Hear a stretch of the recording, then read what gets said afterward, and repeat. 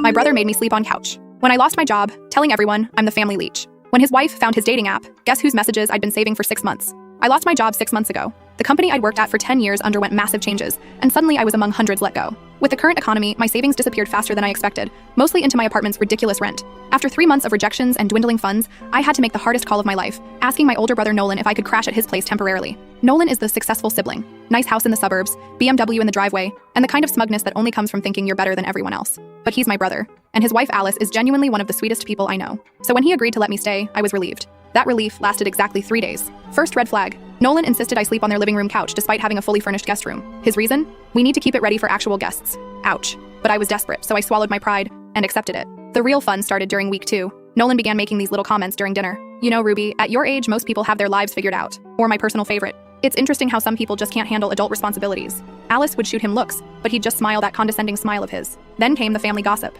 My cousin Haley texted me, "Hey, is everything okay? Nolan mentioned you might be having issues?" Turns out my dear brother had been telling everyone I was taking advantage of his generosity. He even went to our parents, suggesting they stop helping me with holiday gifts because I was becoming the family leech. I was documenting everything, recording his comments, saving texts. Not for revenge initially. I just needed proof I wasn't crazy, that he was really being this cruel. Then came the dating app notification. I was using Nolan's iPad one afternoon, with his permission, to check my email because my laptop was acting up. He'd forgotten to log out of his accounts, and a notification popped up from a dating app. I know I shouldn't have looked, but after weeks of his holier-than-thou attitude, curiosity got the better of me. What I found made me sick. Hundreds of messages to different women, explicit photos, meet-up arrangements during his late nights at the office. This perfect husband who spent dinner every night criticizing my life choices was living a double life that would destroy Alice. Instead of confronting him immediately, I got smart. I took screenshots, lots of them, saved them to my private cloud storage, documented dates, times, and patterns.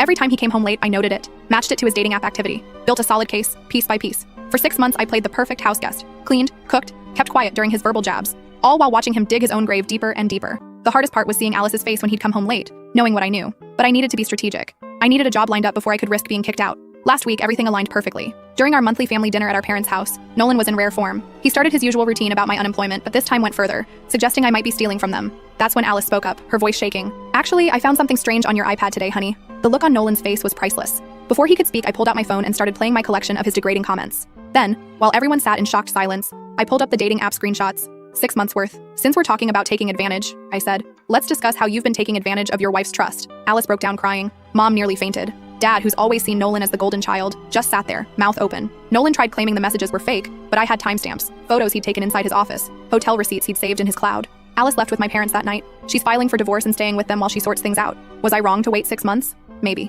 Could I have told Alice privately? Probably. But after months of being called a leech and watching him manipulate everyone while betraying his wife, the public revelation felt right.